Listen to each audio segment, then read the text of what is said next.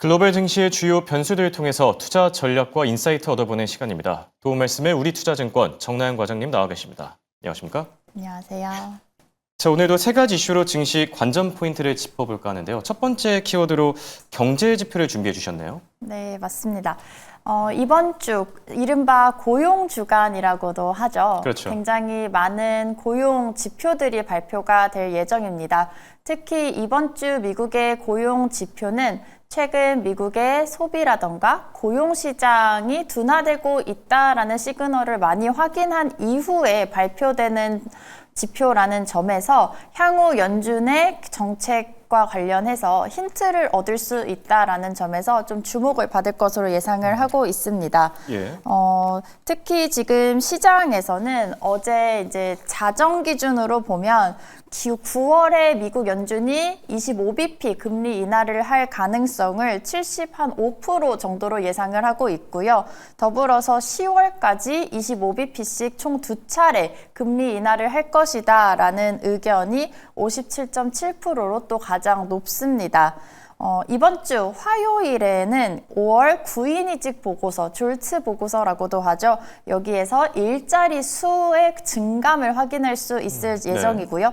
또 7월 2일에는 ADP 6월 비농업 부문 고용 증감, 그리고 7월 3일에 좀 많은 경제 지표들이 몰려 있는데요. 가장 중요한 6월 고용 보고서가 그렇죠. 예정이 되어 있고요. 더불어서 최근에 좀 주목을 받고 있는 주간 연속 또는 신규 실업수당 청구 건수, 그리고 마지막으로 6월 ISM 비제조업 PMI 지수까지 모두 몰려 있습니다. 이 화요일과 수요일에 발표되는 경제지표, 고용지표들 같은 경우에는 목요일 날 발표될 6월 고용보고서를 미리 좀 가늠해 볼 수 있는 예비지표로 활용해 볼 수가 있겠고요. 더 가장 중요한 6월 고용보고서 목요일 발표될 예정인데요. 여기에서는 실업률, 시간당 평균 임금, 그리고 고용지수 등이 발표가 될 예정입니다. 시장에서는 6월 실업률에 대해서 웰스파고가 4.3%, 그리고 시티그룹이 4.4% 등으로 전망을 하고 있고, 대체로 4.2%에서 4.4% 범위 내에서 예상을 하고 있습니다. 또 같은 날 발표되는 실업수당 청구 건수도 관심이 많을 것으로 예상을 하고 있는데요. 지난주에 신규 실업수당 청구 건수의 4주 평균이 약 2년 만에 최고치를 기록했을 뿐 아니라 연속 실업수당 청구 건수는 사실 시장에서 그렇게 큰 관심을 갖는 지표가 아니었음에도 불구하고 2021년 이후에 최고치를 기록을 했고, 또 최근에 상승세가 좀 가파르다라는 점에서 고용시장 둔화가 좀 급격히 일어나는 것이 아니냐라는 우려가 있습니다. 때문에 이런 지표들 계속해서 확인을 할 필요가 있겠습니다. 네, 확실히 지금 연준의 관심은 이제 물가보다는 고용 쪽으로 옮겨간 것 같죠. 말씀해 주신 대로 이번 주 발표되는 고용 지표들 잘 봐야 되지 않을까 생각이 들고요. 자, 두 번째 이슈로 ECB, 유럽 중앙은행의 포럼을 준비해 주셨는데 지금 파월 의장도 발언을 남기고 이창용 한국은행 총재도 출석을 한다고 해요. 관련 내용들도 같이 짚어주시죠. 네, 이번 주 월요일부터 수요일 기간 동안 포르투갈 신트라에서 2025년 유럽 중앙은행 ECB죠. ECB가 주관하는 연례 중앙은행 포럼이 예정이 되어 있습니다. 글로벌 중앙은행들 같은 경우는 일본을 제외하면 대체로 코로나19를 겪으면서 금리를 급격히 인하를 했다가 그로 인해서 물가 인상, 인플레이션이 문제가 되니까 다시 금리 인상을 했고요. 그 이후에 경기 침체 우려가 불거지니까 다시 금리를 인하하는 경로에 있었습니다. 이런 가운데 트럼프의 관세라던가 최근에 불거진 중동 정세, 이런 것들 때문에 또 이 정책 경로를 계속해서 헤쳐나가기가 좀 어려운 상황들에 처해 있는데요. 이 때문에 앞으로도 추가로 중앙은행들이 금리를 인하를 할 것인지 시장에 관심이 굉장히 높습니다. 앞에서도 살펴봤듯이 저희가 고용지표, 미국의 고용지표를 또 유심히 보는 이유가 파월 연준 의장의 발언을 포함해서 연준 위원들이 앞으로 연내에 추가 금리 인하를 얼마나 할 것인가, 그렇죠. 언제 할 것인가에 관심이 높기 때문인데요. 더불어서 우리나라도 마찬가지입니다. 특히 이번 주 화요일 한국 시간 기준으로 저녁에 이창용 한국은행 총재를 비롯해서 파월 미국 연준 의장, 라가르드 ECB 총재, 그리고 베일리 영란은행 총재, 마지막으로 우에다 일본은행 총재까지 이들이 한꺼번에 참여하는 정책 토론이 예정이 되어 있습니다. 여기에서 한국 같은 경우는 최근에 주택가격 상승이라던가 가계부채라는 조건들 그렇죠. 때문에 금리 인하를 하기 좀 어려운 상황인데요. 그럼에도 불구하고 금리 인하를 할 것인지에 대한 이창용 총재의 어떤 경제 전망, 금리 결정과 관련된 발언에 좀 주목을 해볼 필요가 있겠고요. 또 이제 시장에서는 미국이야 저희가 워낙 많이 다뤘기 때문에 뭐 유럽이나 일본에 관해서도 좀 살펴보면 ECB 같은 경우는 작년 9월부터 이달 초, 6월 초죠. 6월 초까지 있었던 총 8차례의 금리 결정 회의에서 모두 정책 금리를 인하를 해왔습니다. 때문에 이제 시장에서는 9월에도 또 한 번 금리를 인하를 할 것인지가 관심인데요. 이미 이제 시장의 컨센서스는 9월에도 금리 인하를 할 것이다라는 전망이 더 높게 예정이 되어 있어서 관련해서 ECB 총재의 발언 좀 중요할 것으로 예상을 하고요. 또 반대로 일본 같은 경우는 다른 나라들과 다르게 금리를 인상시켜온 국가입니다.